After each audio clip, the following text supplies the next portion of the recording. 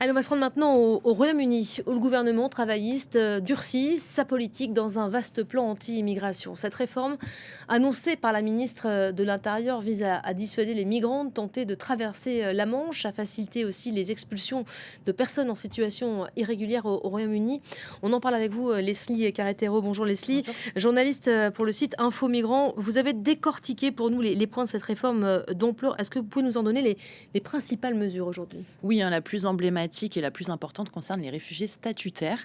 Le gouvernement travailliste instaure un statut temporaire. Alors ça veut dire que le titre de séjour qui est délivré aux personnes qui viennent d'obtenir le statut de réfugié ne sera valable que 2 ans et demi contre 5 ans actuellement.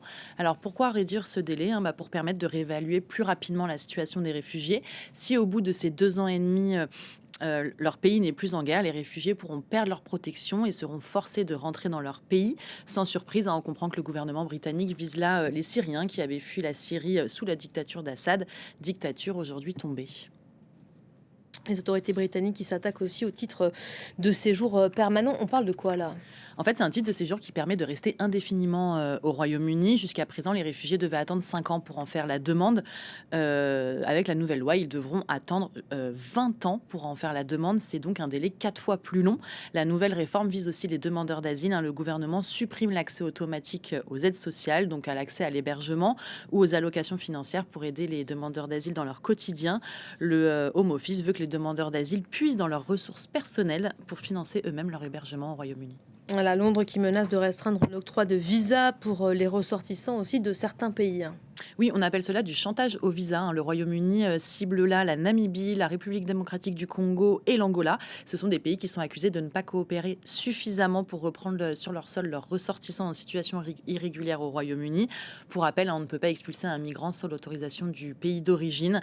Ils ont un mois pour améliorer les choses, a prévenu le gouvernement britannique qui évoque des milliers de personnes actuellement dans cette situation. Une réforme présentée donc par la ministre de l'Intérieur comme la plus importante des temps modernes. C'est ambitieux, sauf qu'elle est critiquée aujourd'hui, critiquée par les ONG, mais aussi par les membres du Parti travailliste. Oui, au sein même du parti au pouvoir, le parti travailliste, cette réforme ne fait pas l'unanimité. Un député a évoqué une rhétorique qui encourage une culture de la division. Les ONG aussi sont vent debout. On peut citer l'association Refugee Council qui a qualifié ces mesures de dures et inutiles. Ce vaste plan est en revanche salué par le dirigeant du parti anti-immigration Reform UK, Nigel Farage. Ce parti d'extrême droite caracole dans les sondages alors que le parti travailliste est lui à la peine. Lors de son arrivée au pouvoir à l'été 2024, le Premier ministre Keir Starmer avait promis de mettre fin aux small boats, ces embarcations précaires utilisées par les migrants pour traverser la Manche. Une promesse pour l'instant sans résultat. Plus de 39 000 migrants sont arrivés en Angleterre par cette voie maritime depuis le 1er janvier 2025. C'est plus que le total enregistré sur l'ensemble de l'année 2024.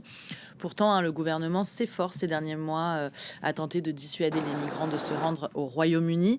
Sa mesure phare est d'ailleurs l'accord signé cet été avec la France sur le principe one in and one out. On en a beaucoup parlé ici. Ce plan consiste à renvoyer en France des migrants arrivés à bord de petits bateaux au Royaume-Uni en échange de l'accueil par ce pays de migrants se trouvant en France.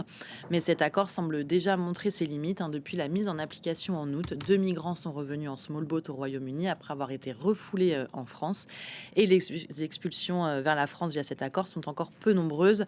94 migrants ont été expulsés par les Britanniques vers Paris et 65 personnes ont été accueillies au Royaume-Uni.